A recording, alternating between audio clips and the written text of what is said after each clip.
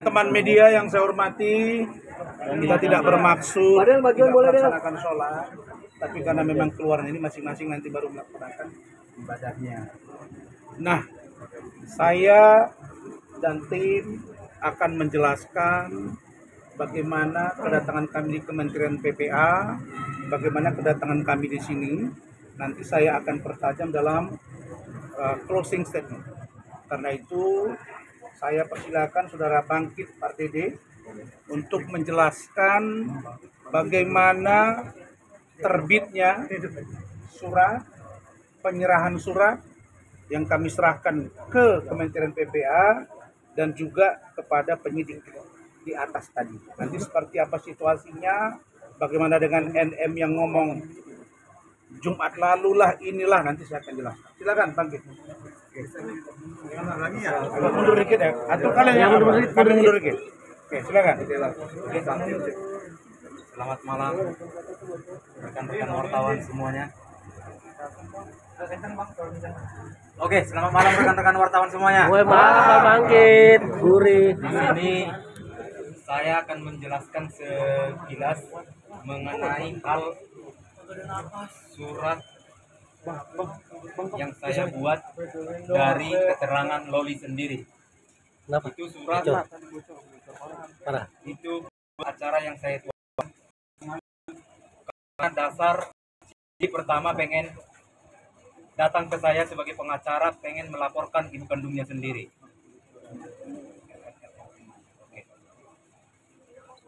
Dan setelah itu saya sebut LM aja ya.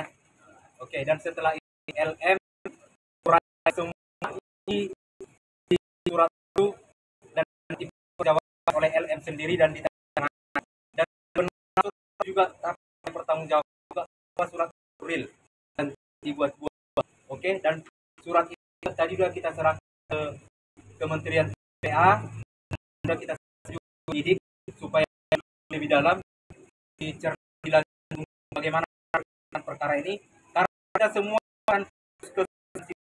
tanpa kiri kanan. Itu aja dari saya, bisa ditambahkan rekan saya yang lain. Silakan Ahmad.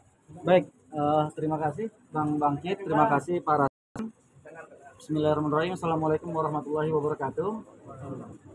Teman yang sangat biasa. Tadi kita sudah jumpa di Kementerian PPA, rame dan pada malam hari ini lebih rame lagi.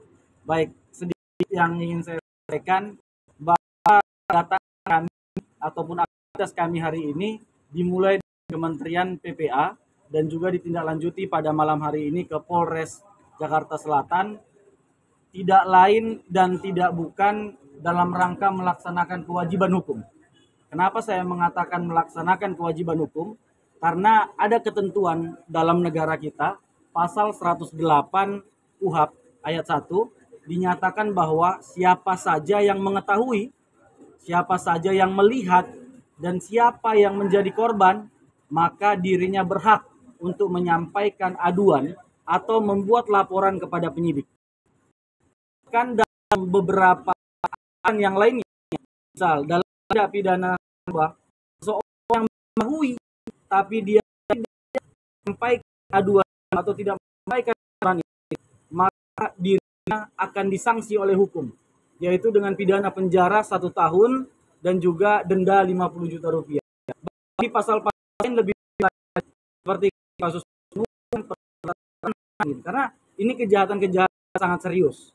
Kan gitu. Jadi mengawali daripada kesadaran diri akan hukum dan pemahaman tentang hukum, kami secara ikhtikat baik sebagai warga negara menyampaikan aduan secara resmi. Tadi kami diterima oleh Kementerian PPA, kami sudah menyampaikan aduan secara lisan dan juga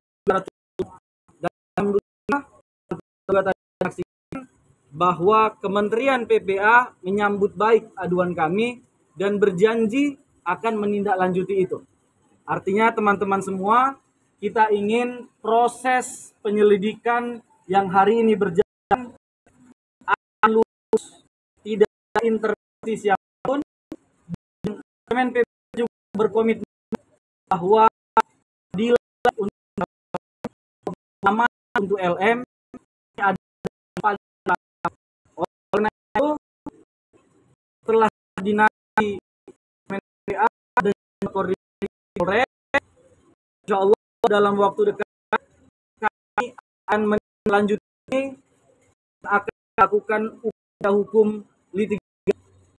Artinya kami akan membuat laporan polisi dan atau aduan.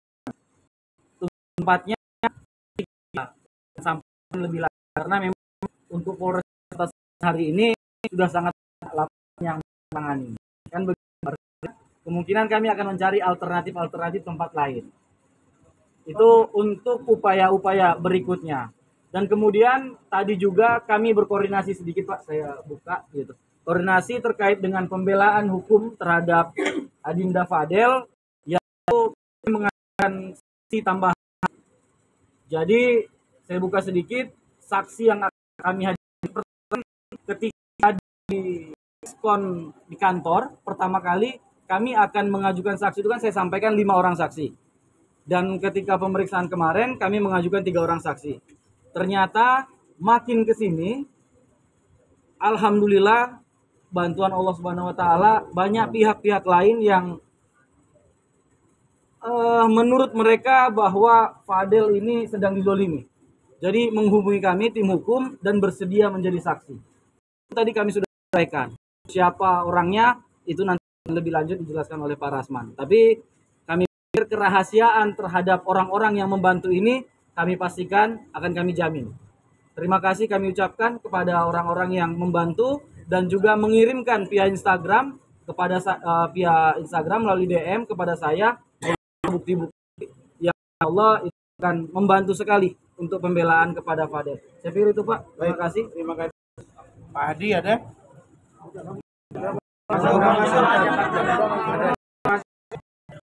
Teman-teman semua, saya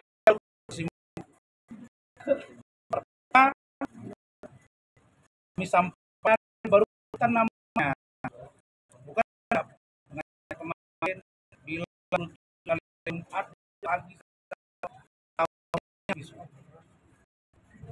kata pertama ketika saya sedang berada di lalu Malaysia saya oleh Ibu JF alias Mama E dan juga E serta anaknya seorang lagi berinisial L terkait dengan keberadaan saudara LM ketika di UK, bagaimana dia sekolah, bagaimana dia berhenti sekolah, bagaimana tidak dikirimin biaya, kenapa tidak dikirimin biaya, kenapa bisa tinggal di rumah Ibu JF, kemudian dimasukkan lagi sekolah, kemudian keluar lagi, kemudian manggil polisi, kemudian bicara dengan saudara Fadel, lalu ke Indonesia, tidak terima, akhirnya ambil apartemen sendiri dan dijemput paksa. Ini rangkaian peristiwa yang secara konteks penegakan hukum saling terkait. Karena itu saya minta kepada Ibu JF dan E, kalau kalian ingin bantu kasus ini, karena mereka bilang kami tidak punya kepentingan kepada Fadel, Pak. Tapi kami ingin menceritakan fakta yang sebenarnya di UK ini. Saya minta tolong buat statement letter. Surat pernyataan, dan surat pernyataan sudah saya terima. Dan suratnya sudah kami serahkan ke Kementerian PPA dan sudah diberikan kepada penyidik tadi di situ.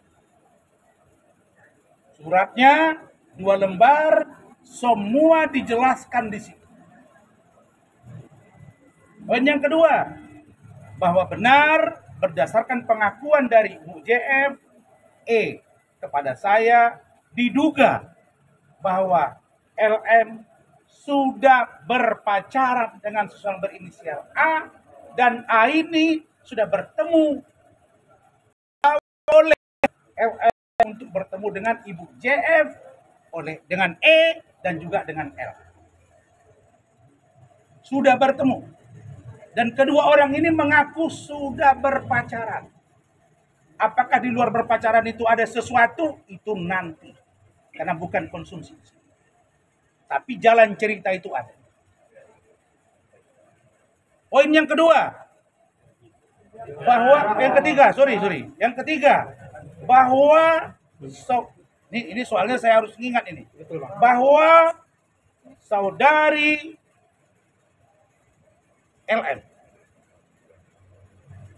ketika kembali ke Indonesia dan yang disebut-sebut selalu ada rentang waktu Juni, Juli, Agustus, itu kan yang disebut-sebut oleh NM dan pengacaranya.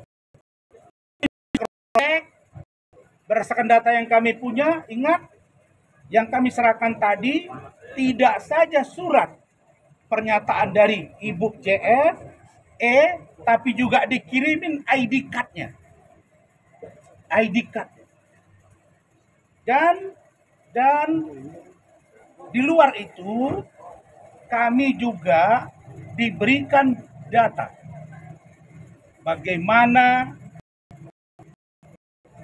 saudari LM ketika tidak mau melakukan live atas perintah diduga dari NM, maka LM tidak akan diberikan biaya dan live itu harus menjelek-jelekan inisial AD. Ketidakmauan dia ini menyebabkan seorang NM marah, lalu kemudian tidak dikirimin belanja, dan anak itu menjadi kesulitan. Benar-benar kesulitan, tidak ada tempat tinggal. Pikirkan dengan jernih teman-teman semua, di UK dia tidak ada yang membiayai, sehingga menompang di rumah orang, begitu mamanya tahu, dimaki-maki ini orang, keluarga ini, akhirnya si LM keluar, pergi ke Indonesia, dibantu oleh keluarga Bajide, dibawa ke rumahnya ditolak, dan dua orang ini dimaki-maki oleh NM. Apa ini? Ini kerjaan apa? Ini semua orang sudah bersuara. Kemudian berikutnya apa? Dari konstruksi hukum yang kami pelajari juga, maka kami mendapat support yang kuat dari beberapa pakar hukum, termasuk dari Kementerian PPA, bahwa yang namanya satu, eksploitasi anak, perundungan, dan penelantaran masuk objek yang serius dalam kasus ini. Karena itu, yang disampaikan oleh Saudara Rahmat tadi, bahwa kami memutuskan kami akan segera mengadukan persoalkan ini kepada penyidik, dalam hal ini penegak hukum, bahwa ada dugaan 3 poin yang dilakukan oleh saudari NM. 1, dugaan eksploitasi anak, karena anak ini, LM ini sejak berumur 15 tahun katanya, sudah disuruh untuk melakukan promosi live terhadap produk-produk kecantikan. Apabila tidak mau, anak ini katanya ya, minggu dihukum tidak bisa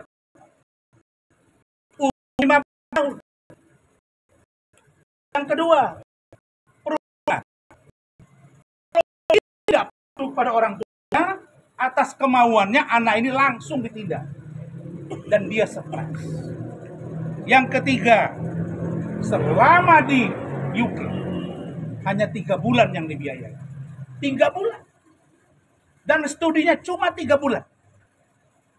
Setelah 3 bulan, dia keluar dari sekolah karena tidak ada biaya, numpang dengan keluarga JF, karena tidak ada biaya, tinggal di situ, diperkenalkanlah A ini kepada dia.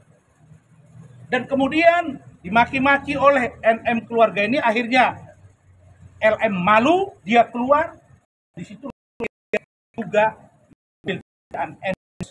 slot yang berkaitan dengan sesuatu yang tidak baik. Dalam hal ini diduga JL. Kira-kira begitu. Ini penjelasan ini semua ya Fadel ya, saya sampaikan keterangan dari Ibu JF yang tersurat, keterangan dari Fadel kepada kami dan keluarga sangat linear, sangat sinkron.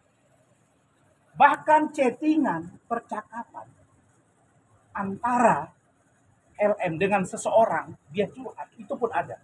Ada bahasa Indonesia, ada bahasa Inggris.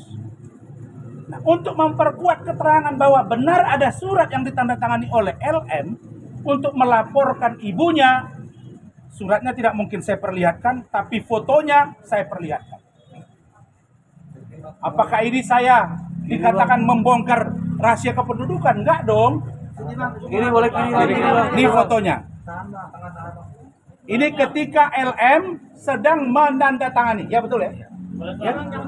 Nih, ini LM sedang menandatangani surat tanggal 13 September 2024 terkait beberapa kronologi yang dialami dan ingin melaporkan MM terkait di dalamnya termasuk perundungan, eksploitasi, dan penelantaran. Kalau ini mungkin kita semua pikir normal. Tidak.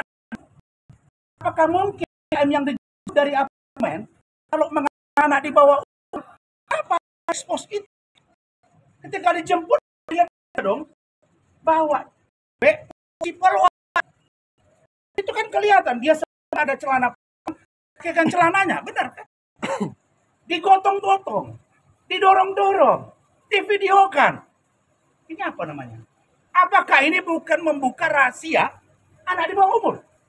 Siapa pelakunya? Maka orang-orang yang ikut serta mengambil itu kami minta untuk juga diperiksa. Karena kalau caranya baik, dibujuk, mungkin beda ceritanya. Tapi kalau diambil paksa begitu, artinya ada masalah. Yang mencurigakan kami sampai hari ini, LM dengan NM belum pernah duduk bersama bicara hati ke hati. Kalau begitu, bagaimana sikap kami?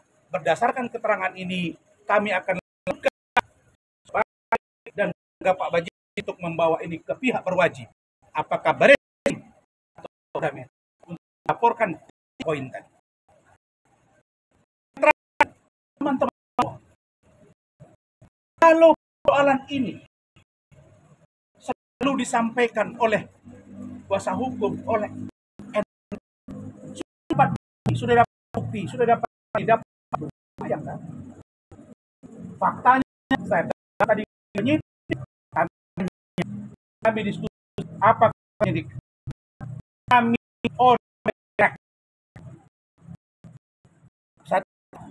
Adinda ikut lihat YouTube, kami tidak mau campur urusan itu.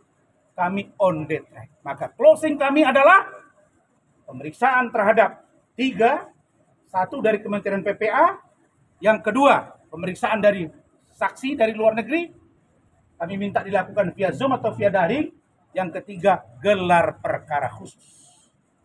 Ini yang bisa membuka mata rantai persoalan ini agar benar-benar komprehensif dan ingat, ini pembelajaran bagi semua orang.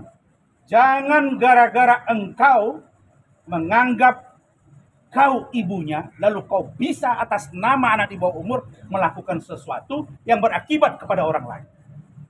Kami bisa katakan, bagaimana membuktikan visum? Kalau ada rentang waktu mereka, Juni, Juli itu tidak, jangankan melakukan suatu hubungan badan, komunikasi saja tidak ada rentang waktunya. Siapa yang bisa menjamin bahwa Anda yang sedang bicara di sana komunikasi? Tidak, karena tinggal LM. Kader jangan siapa dari abang mana maka kami lakukan serangan balik ini. Tolonglah Anda yang lain. Fokus ke ini.